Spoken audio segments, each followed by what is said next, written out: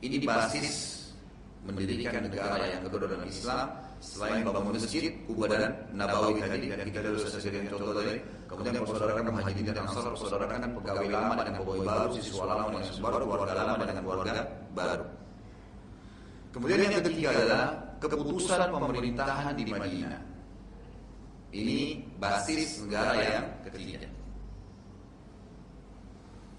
Setelah persaudaraan antara muhajirin dan ansar selesai, sudah selesai persaudaraan muhajirin dan ansar, Nabi SAW mengeluarkan keputusan bahwasanya semua masyarakat Madinah tidak boleh berhukum kecuali pada Allah, kecuali pada Nabi SAW, walaupun yang non-Muslim sebagai bentuk pemerintahan yang rapi. Inilah dalil yang paling kuat Bapak Ibu sekalian yang menandakan tidak boleh dan diharamkan seorang Muslim memilih pemimpin negara non-Muslim. Nggak boleh mutlak. Nggak boleh mutlak. Ini nggak bisa sama sekali. Banyak ayat berbicara masalah di antaranya. A'udzubillahi minasyaitonir rajim. La tattakhidhu aduwwi wa aduwwakum awliya. Al-ayat. Hai orang beriman, jangan pernah kalian menjadikan musuhku dan musuh kalian pemimpin kalian. Siapa musuh Allah? Semua yang kafir. Nggak boleh. Makanya kriteria pemimpin dalam Islam itu ada 3. Harus Muslim.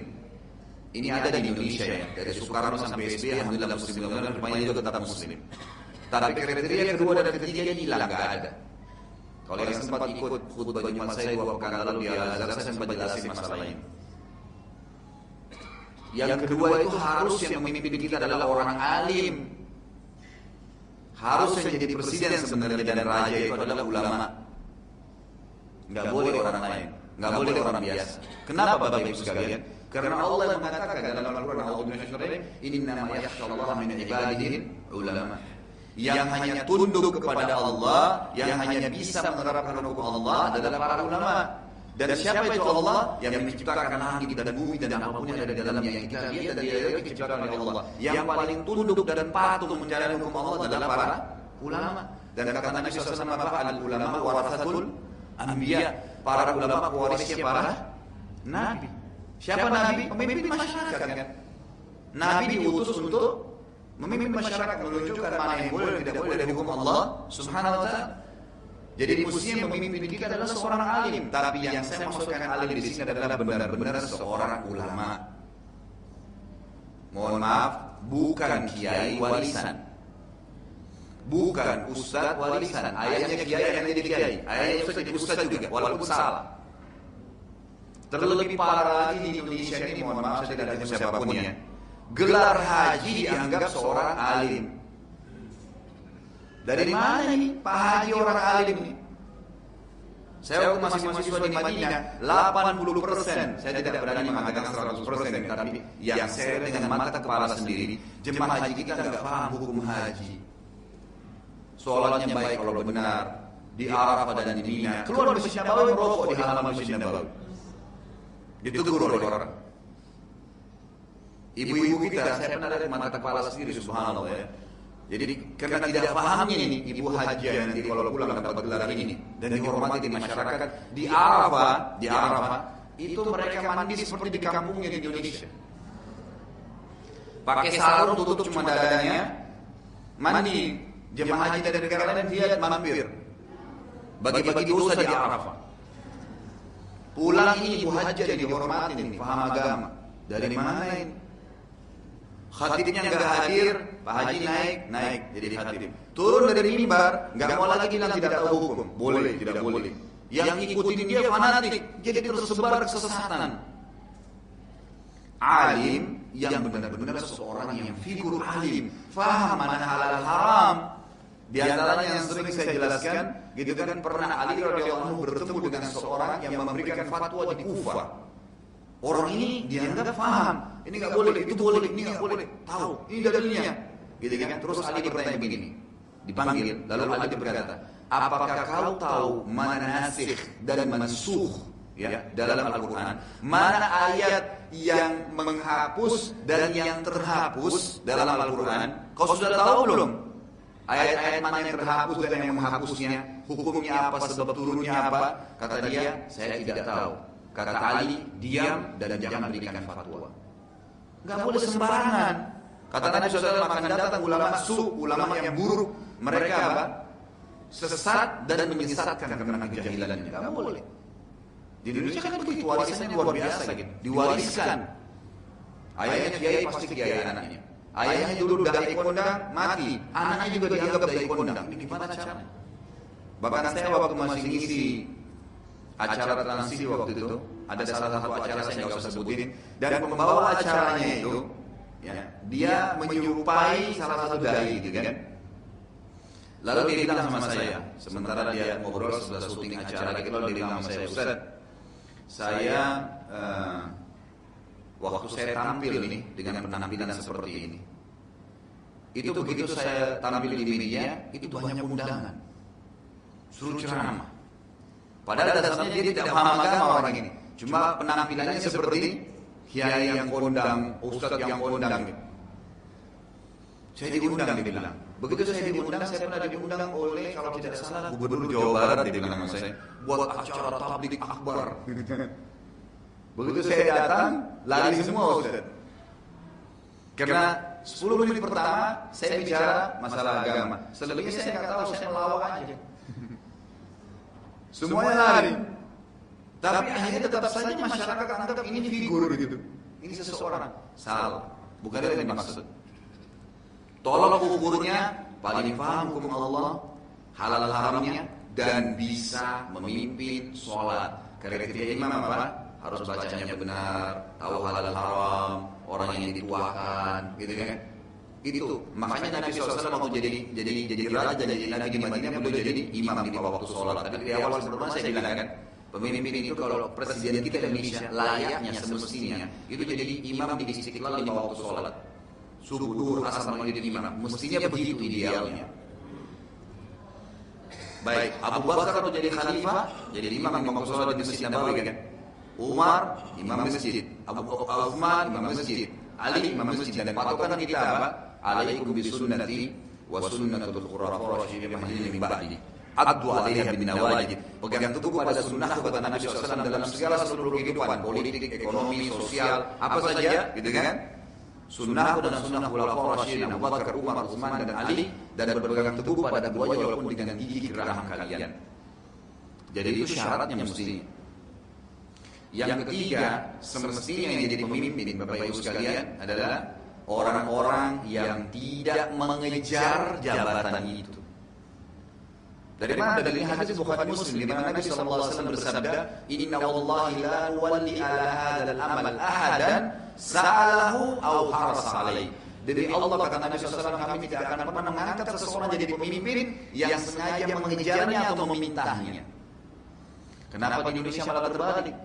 Pada orbit semua fotonya, namanya, programnya, karena sistemnya yang salah.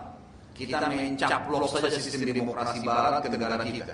Apa sistem demokrasi mereka? Siapa yang paling banyak suaranya, siapa yang paling banyak duitnya, walaupun dia bodoh, menang jadi presiden. Masalah besar ini buat umat Islam.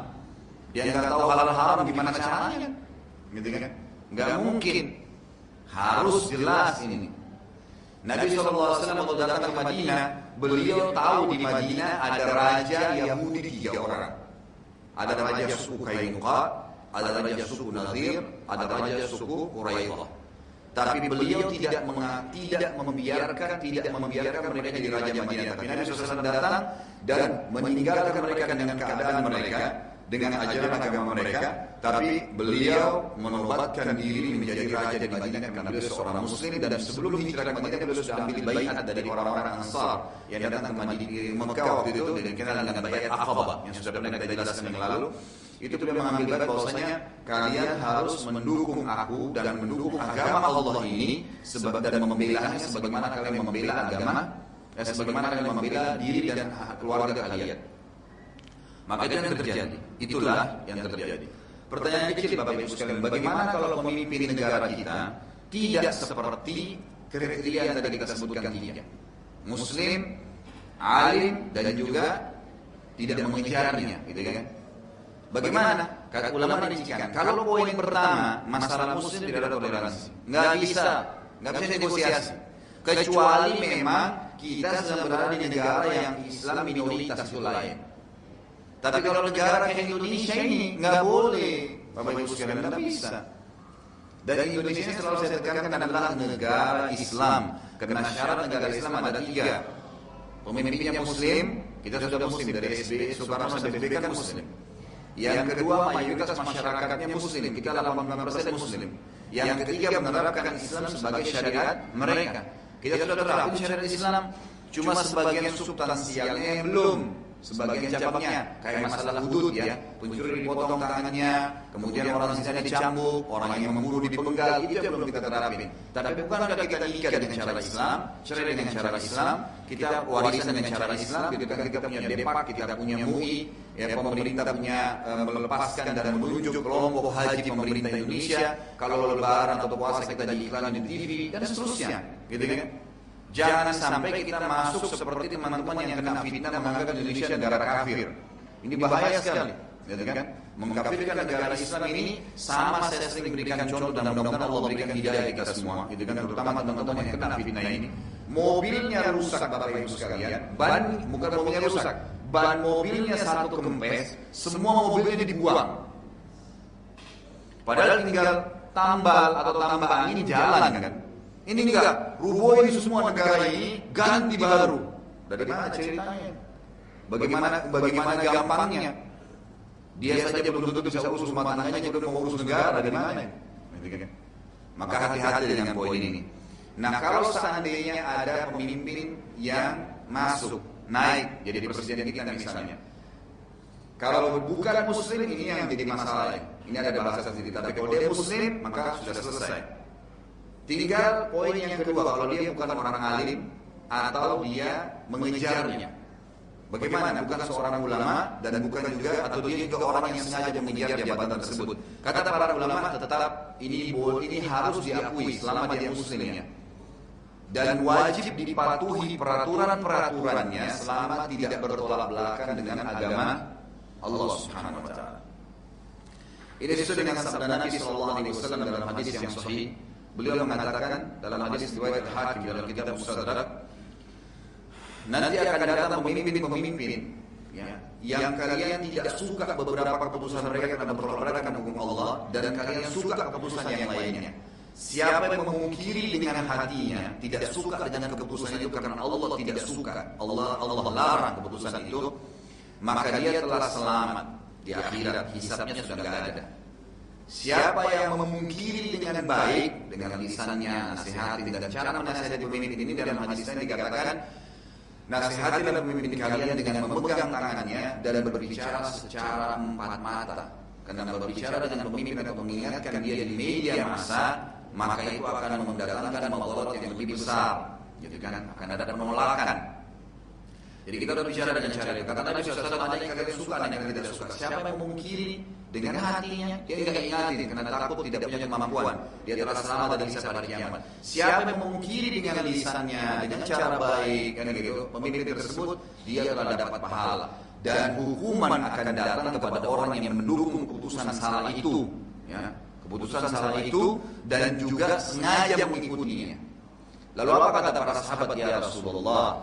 Bolehkah kami memberontak, membunuh pemimpin yang seperti ini? Apa jawaban Nabi SAW? Tidak boleh.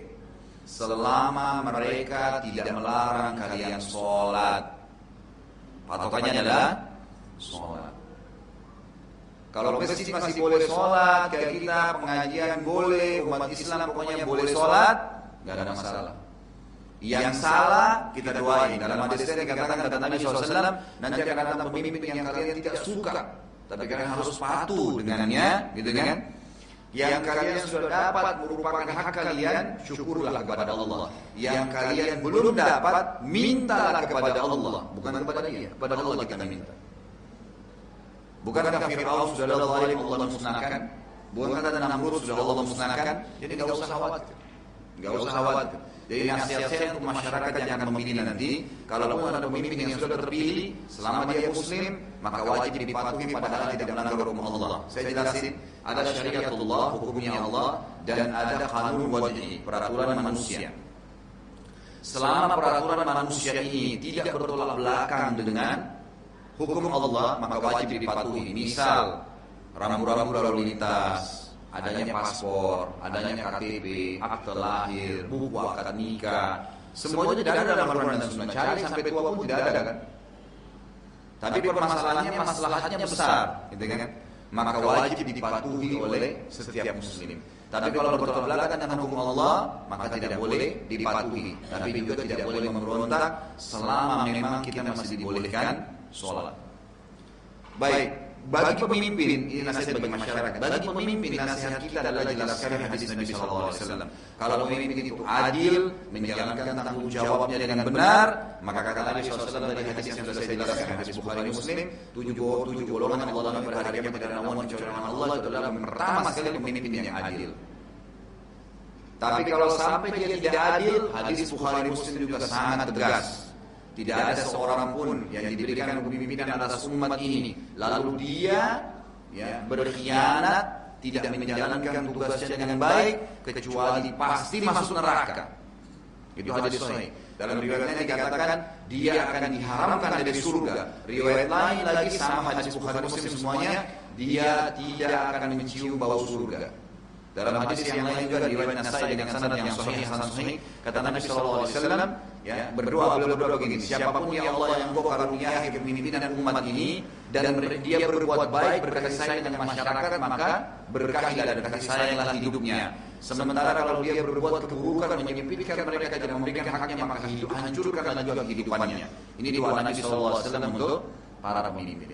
Jadi begitu cara memahami masalah pemimpin dalam Islam. Ini semua beranjak daripada keurusan Nabi SAW waktu masuk di Madinah, beliau memimpin kota Madinah.